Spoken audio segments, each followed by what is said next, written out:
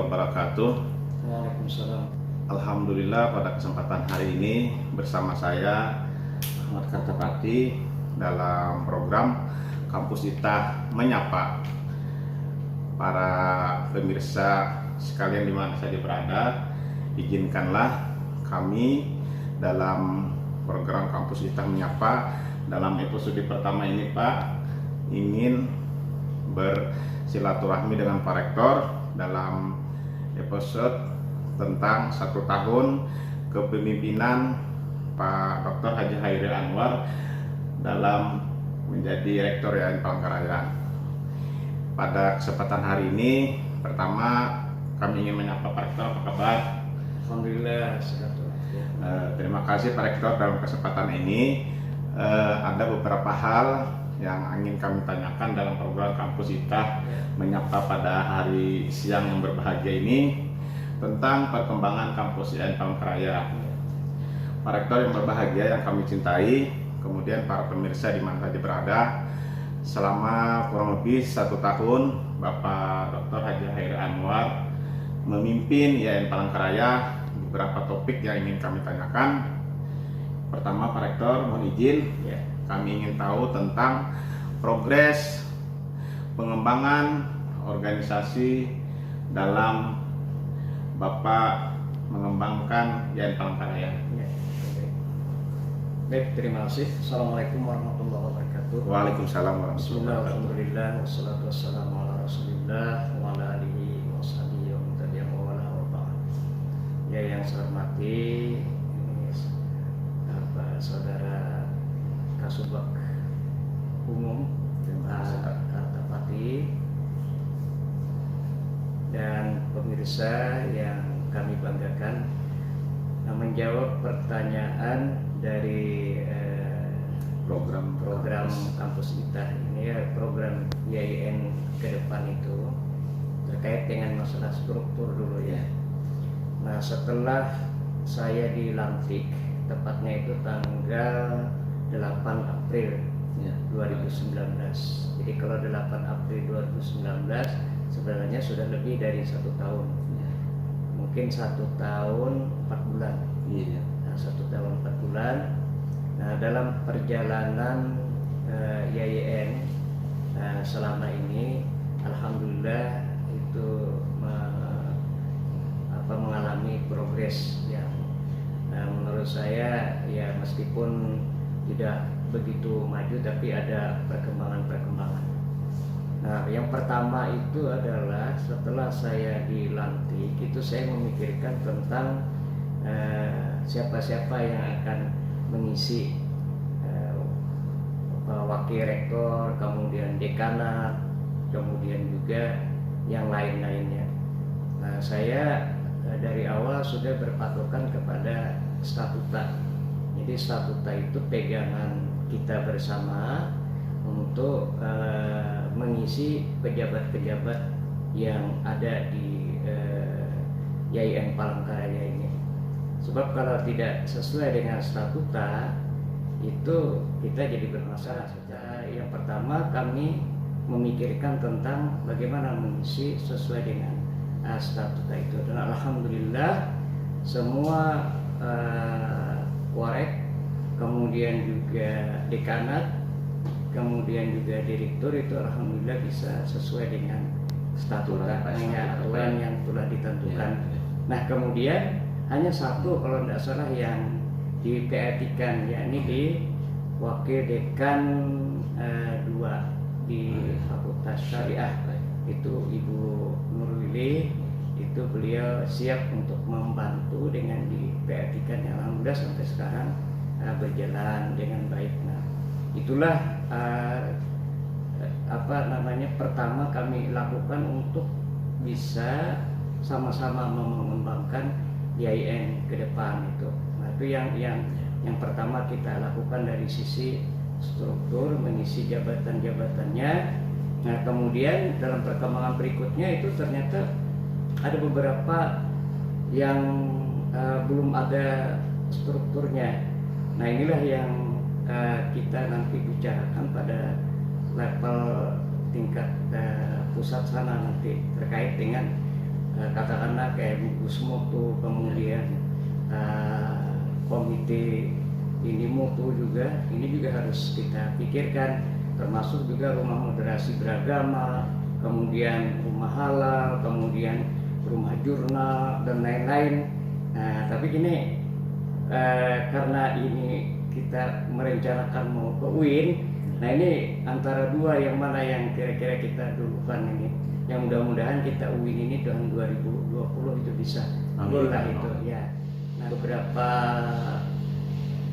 hal yang kaitan dengan masalah-masalah kayak moderasi beragama itu jadi ingat kita. Kemudian moderasi beragama itu kan ikonnya Kemenak Pusat. Nah, inilah pentingnya. Kemudian juga lingkungan hidup. Alhamdulillah juga saya lihat lingkungan hidup itu jadi bagian kita, dan sekarang kita sudah menyuarakan tentang moderasi beragama, kemudian juga lingkungan hidup itu. Alhamdulillah itu di mana-mana kita sampaikan, tidak hanya di kampus, di mana-mana, dan kelihatannya itu saya melihat masyarakat itu sudah welcome dengan moderasi beragama itu, termasuk juga kearifan lokal. Itulah nanti yang merupakan distingsi kita ke depan, itu terutama tentang ini moderasi beragama dan multikulturalisme itu mengembangkan tadi. Organisasi Pak. Ya, Pak Rektor telah dijelaskan tadi beberapa progres tentang kami melihat sudah ada sekarang ini berkolaborasi, sudah ada bersinergi tim-tim yang dibuat oleh Pak Rektor tadi. Kemudian begini lagi, kami ingin tahu juga progres apa sih yang selama ini sudah dilakukan oleh Pak Rektor tentang khususnya unggulan atau distingsi program Pak Rektor dalam peningkatkan mutu kondisi akademik kita, Pak. Nah, mungkin bisa lebih jelas apa sih? Ya, dari sisi akademik saya akan menyampaikan seperti masalah jurnal. Nah, kita di jurnal itu memotivasi, menyampaikan, ayo selalu kita kembangkan jurnal. Alhamdulillah, maka jurnal kita itu sudah ada yang masuk Sinta 2. Alhamdulillah. Nah, ya kan itu satu Sinta 2. Dan Sinta 2 itu kalau di Kalimantan Tengah ini jadi hanya satu-satunya kita yang punya Sinta 2. Ini kan sudah luar biasa. Itu Sinta Jeffel itu jurnal English of Foreign Language itu kan Jeffel namanya. Kedua itu kita ini mendorong juga para dokter-dokter itu supaya dia cepat untuk ke guru besar. Nah, saya sudah meminta kepada Ahmad Sufriyadi itu OKPP, yuk permudahlah mereka bagaimana bisa ke guru besar itu. Ya. Dan alhamdulillah ya, satu tambahan kita ini sudah muncul Profesor Dr. Hajah Handana. Itu alhamdulillah ini kan membanggakan bagi kita. Kalau pecah satu itu nanti akan pecah juga yang lain-lain. Kalau penting aja saya juga mendorong itu akreditasi itu.